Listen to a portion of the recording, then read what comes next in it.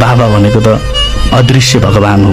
बाबा हाम्रो सब थोक हो। बाबा ब्रह्मा हो, बाबा विष्णु हो, बाबा महेश्वर हो, बाबा पालनकर्ता हो, बाबा संहारकर्ता हो, बाबा जीवनकर्ता हो। भगवान भगवान भन्छौँ कहिले देखिँदैन नि, हो त्यस्तै अदृश्य एउटा भगवान जो नजिक भएर पनि कहिले देखिँदैन के बाबा। बाबाका गुणगान अलिक कमै गाइन्छ नि यो समाजमा, तर एउटा कुरा आमाको धेरै गुणगान गाउँछ मान्छेले।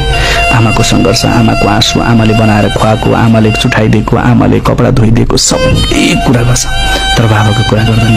एउटा कुरा याद गर्नु, आमाले खुवाएको वर्णन गर्छ मान्छेले, तर आमाले खुवाउने, आमाले पकाउने त्यो भातको सीता ल्याउन बाबाले गरेको सङ्घर्ष हेर्नुहोस् त। त्यो सीतामा बाबाको पसिना छ भातको। हामीले मोबाइलमा खेलाउने यो मोबाइलको स्क्रिनमा बाबाको पसिना छ। हामीले लगाउने यो कपडाहरूको धागोमा बाबाको पसिना छ।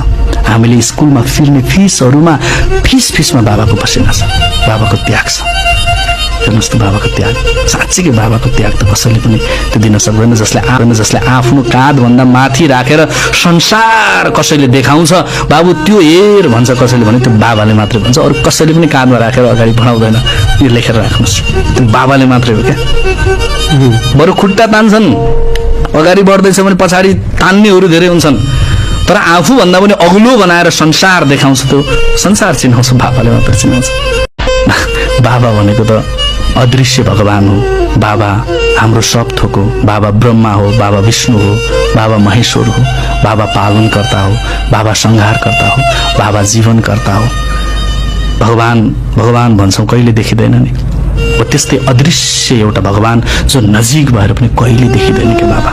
बाबाका गुणगान अलिक कमै गाइन्छ नि यो समाजमा, तर एउटा कुरा आमाको धेरै गुणगान गाउँछ मान्छेले। आमाको सङ्घर्ष, आमाको आँसु, आमाले बनाएर खुवाएको, आमाले चुठाइदिएको, आमाले कपडा धोइदिएको सबै कुरा गर्छ, तर बाबाको कुरा गर्दैन। एउटा कुरा याद गर्नु, आमाले खुवाएको वर्णन गर्छ मान्छेले, तर आमाले खुवाउने, आमाले पकाउने त्यो भातको सीता ल्याउन बाबाले गरेको सङ्घर्ष हेर्नुहोस् त। त्यो सीतामा बाबाको पसिना छ भातको। हामीले मोबाइलमा खेलाउने यो मोबाइलको स्क्रिनमा बाबाको पसिना छ। हामीले लगाउने यो कपडाहरूको धागोमा बाबाको पसिना छ।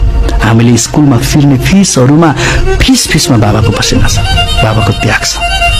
हेर्नुहोस् त बाबाको त्याग, साँच्चीकै बाबाको त्याग त कसैले पनि त्यो दिन सक्दैन। जसले आफ्नो काँधभन्दा माथि राखेर संसार कसैले देखाउँछ, बाबु त्यो हेर भन्छ कसैले भने त्यो बाबाले मात्रै भन्छ, अरू कसैले पनि काँधमा राखेर अगाडि बढाउँदैन।